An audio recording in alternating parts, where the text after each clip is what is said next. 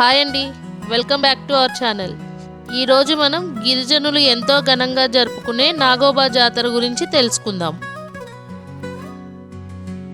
ఈ నాగోబా జాతర అనేది తెలంగాణ రాష్ట్రం యొక్క ఆదిలాబాద్ జిల్లాలో ముఖ్యంగా గోండులు మరియు ఇతర ఆదివాసీ సమాజాలు జరుపుకునే ఒక ముఖ్యమైన జాతర. ఇది నాగోబా అనే పాము దేవతకు అంకితం.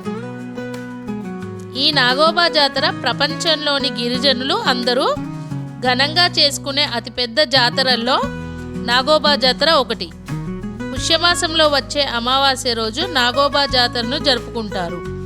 ఈ రోజున తమ ఆరాధ్య దైవమైన శేషనారాయణమూర్తి పురివిప్పి నాట్యం చేస్తాడని గిరిజనులు నమ్ముతారు. అమావాస్య రోజు సాయంత్రం 7 గంటల నుంచి రాత్రి 12 గంటల మధ్య గిరిజన పూజారులకు వారు ఎంతగానో పూజించే ఆదిశేషు కనిపిస్తాడని, వారు పెట్టిన పాలను నైవేద్యంగా స్వీకరించి వారిని ఆశీర్వదించి అదృశ్యమైపోతాడని గిరిజనులు నమ్ముతారు.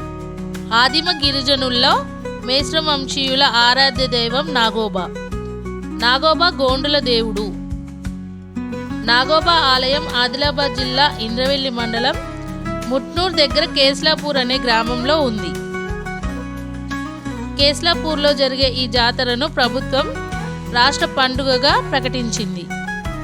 ఇక ఊరి విషయానికి వస్తే కేస్లాపూర్ మొత్తం జనాభా 400 మించి ఉండదు. కానీ ఈ జాతర సమయంలో మాత్రం లక్షలాది మంది జనాభాతో జనారణ్యంగా మారిపోతుంది.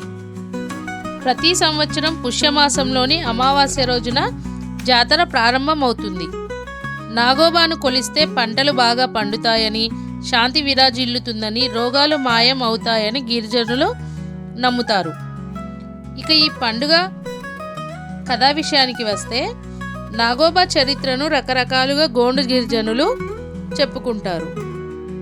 పూర్వం మేశ్రం కుటుంబానికి చెందిన నాగమొయితి రాణికి నాగేంద్రుడు కలలో కనిపించి సర్పరూపంలో ఆమె గర్భాన జన్మిస్తానని చెప్పాడని, ఆ కల నిజమైందని గోండుల నమ్మకం. సర్పరూపంలోని నాగేంద్రునికి తన తమ్ముడు కూతురైన గౌరీతో వివాహం జరిపిస్తుంది తల్లి. అప్పుడు అత్త ఆజ్ఞ మేరకు గౌరీ సర్పరూపంలోని భర్తను బుట్టలో పెట్టుకొని గోదావరికి ప్రయాణం అవుతుంది. ఆ తర్వాత ప్రయాణంలో ఒక చోట పాము ఉడుం రూపంలో కనిపిస్తుంది.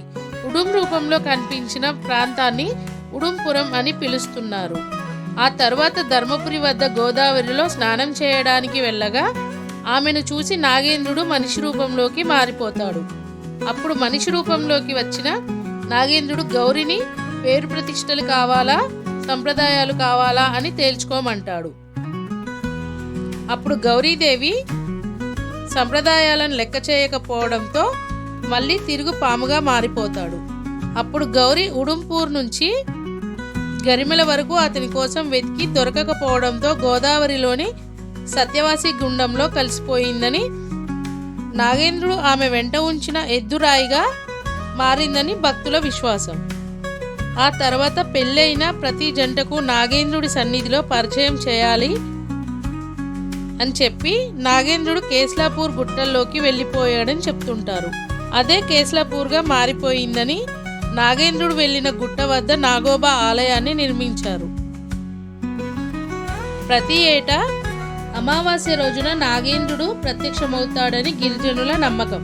గిరిజనులు ఈ నాగోబా జాతరను ఎంతో ఘనంగా జరుపుకుంటున్నారు. ఇదండి ఈరోజు మనం తెలుసుకున్న నాగోబా జాతర యొక్క చరిత్ర. మరొక చరిత్రతో మళ్ళీ కలుద్దాం. ఈ వీడియో నచ్చితే లైక్ చేయండి, షేర్ చేయండి, మా ఛానల్ని సబ్స్క్రైబ్ చేయండి.